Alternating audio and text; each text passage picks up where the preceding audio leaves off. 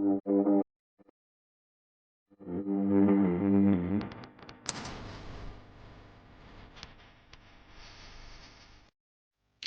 casuals. Welcome to the Casual Experience Show. And as today you can see, I'm here all by myself, and I'll be giving you updates of what's going on in the mixed martial arts world. This is me soliloquizing to myself and soliloquizing to you guys from a casual angle. So after the success of our 308 watch party, we saw your comments, we saw how people got interested in it, and we saw the likes. And going forward, we'll be having such watch parties at our pay-per-views. UFC Edmonton took place yesterday, and it was just a card that had so many decisions. The main event and the co-main event, which was flyweight, Brandon Moreno came into his own. He came into his own against Albazi, who was a third-ranked fighter in flyweight division. Coming from injuries, he wasn't on form, and Brandon, in fact, in my own opinion, I feel this is the best Brandon we've seen. If this was the Brandon that fought Pantoja or Brandon Royval, Raw Dog, he would have easily won them. In the 5th round, he entered into that same flow state that we know that fighters entered. And now we look at what's next. What's next for Brandon Moreno now? He's fought Royval. He's fought Pantoja, the champion, 3 times, which tells you how good Pantoja is, for Pantoja to have won him 3 times. And then you look, he still called out. He called out Pantoja, saying he wants to get that one back over him, because they asked him a question in the post-fight interview if he would prefer Pantoja, since Pantoja he seems not to be able to beat Pantoja 3 times. If he would prefer Pantoja or the flyweight challenging Pantoja, that's Kai Tasura, the new kid on the block, and he still said he wanted Pantoja. In the co-main event, the flyweight women division, Blanchfield against Tog Rose, and I don't know. The absence of Trevor Whitman in Rosie's corner shows a lot. I don't know why she decided to discard of Trevor Whitman, one of the best corner men and the best coaches I know.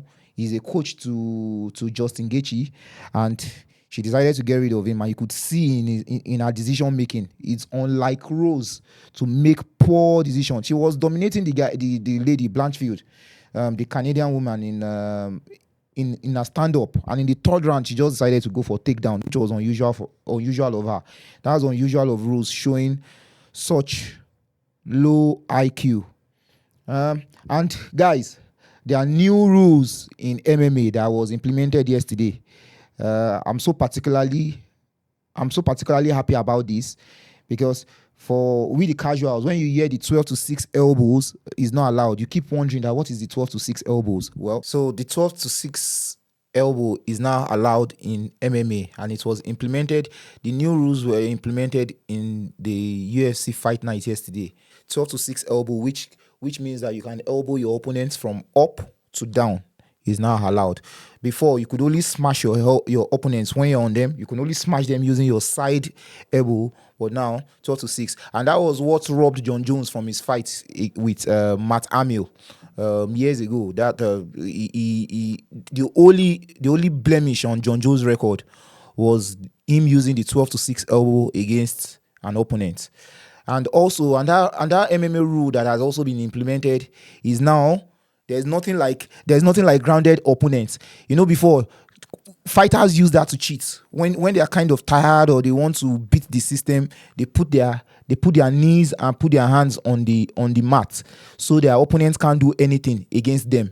But now, whether your knees are on the mat or your hands are on the mat, it's allowed to strike your opponents. And that was what robbed Peter Yan, the former flyweight champion, against Aljamain Sterling.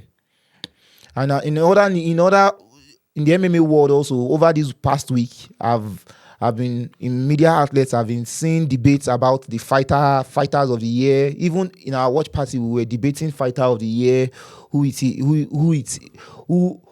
deserves the fighter of the year between Alex Pereira, Patan Pereira, and Ilia Tupuri, who just fought and defended his flyweight belt. But guys, if you look at it, Alex Pereira has come through for the UFC this year. He's fought 3 top opponents. He's fought Yuri Prohaska, he's fought Yamaha Hill, and he's fought Khalil Roundtree. But now, it's in my own debates, I will feel it's quantity over quality. Alex has fought 3 worthy fighters, right? But if we look at Ilia Topuri's run, he's won 2, not even 1. He knocked out 2 top pound for pound flyweight champions. As in, there is no way you talk about the flyweight division in history that the name Alex Volkanovski the Great will not be mentioned. He's had defenses upon defenses. Also, Max Holloway has had defenses. He's one of the top flyweights, in fact, pound for pound fighter in the world. And Ilia Topuria knocked both of them out. So, in my own opinion, I feel Ilia Topuria deserves the fighter of the year for 2024. But we can see that Poatan now is showing himself again. Belal is injured for 310. Poatan tweeted telephone number. He tweeted that call me, that he's ready to come up for 310 again. Showing what a legendary and incredible fighter he is. But for now, as the debate still goes on and it still wears on, Ilia Topuria is my fighter of the year. All credit to Alex, but Ilia Topuria wins my fighter of the year. So guys, that's a little update I have for you this week. We always the point of this podcast and the point of this show is to have guests and have casuals in to come and discuss from a casual aspect, from a casual mindset, to come and discuss your own opinion. Mixed martial lovers, guys, whenever you commenting, we encourage you to comment your location. Tell us where you're watching us from. We're in Abuja. We are based in Gaines Village, Abuja.